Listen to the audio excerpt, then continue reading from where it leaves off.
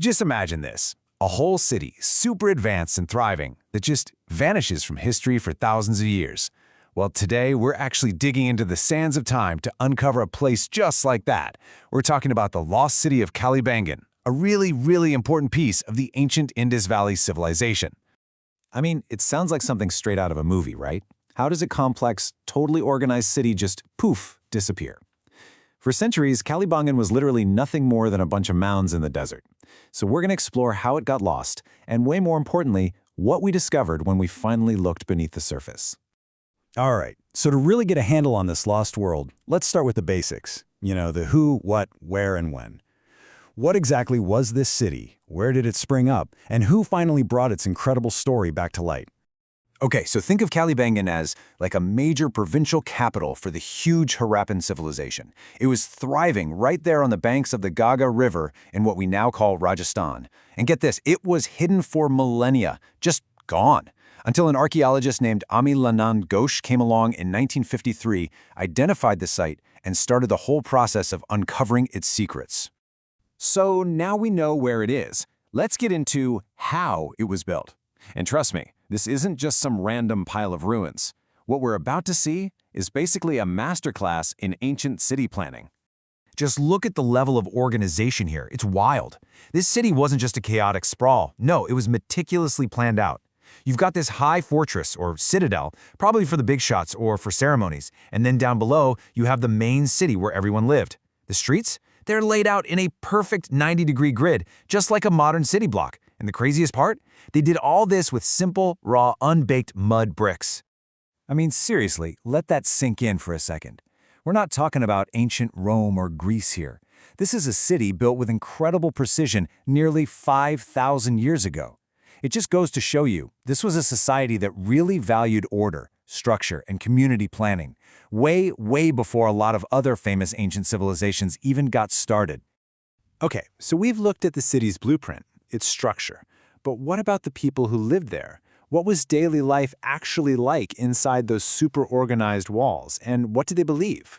You know, one of the biggest signs of an advanced society is how it deals with stuff like sanitation, waste, and water. And let me tell you, Kalibanga absolutely nailed it. They engineered this really sophisticated drainage system with covered drains running all along the streets.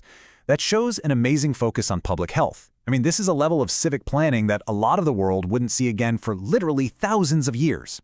But hey, life wasn't just about practical engineering for them. They had a rich spiritual world too. Archaeologists found a whole series of fire altars, which strongly suggest they practiced some kind of organized, ritualistic fire worship. In fact, this discovery is seen as one of the most significant finds from the entire site. It gives us this really rare window into what they actually believed. So you see the pattern here, right? From their perfectly gridded streets and high-tech drainage systems, all the way to their ritual fire altars, we keep seeing this one theme over and over. This was a society built on order, on structure, and on a really deep sense of purpose, both in their day-to-day lives and in their spiritual world. All right, now we get to the discoveries that really put Kalibangan on the map. I mean, these are the finds that literally changed how we understand the ancient world. This is the good stuff. Here it is. This is the big one. The single most important discovery at the entire site. Kalibangan is home to the world's earliest evidence of a plowed agricultural field ever found anywhere in the entire world. And hey, this isn't just someone's interpretation or a guess. Our source material confirms it directly. Right here you can see the Hindi text. It says Vishwake Prachinitam Praman, which literally means the world's most ancient proof. There's no ambiguity there. This one discovery completely rewrote the timeline of organized farming as we knew it. So would you really think about the legacy of Kalibanga? It kind of rests on these two amazing pillars. On one hand, you have that game-changing proof of early organized farming that fed the entire city. And on the other hand, you have their artistic side, this beautiful, distinctive red pottery with these intricate black paintings. It tells us so much about their culture and their sense of beauty. So at the end of the day, the story of Kalibangan isn't just about one single thing. It's not just the field or the pottery. It's the whole picture.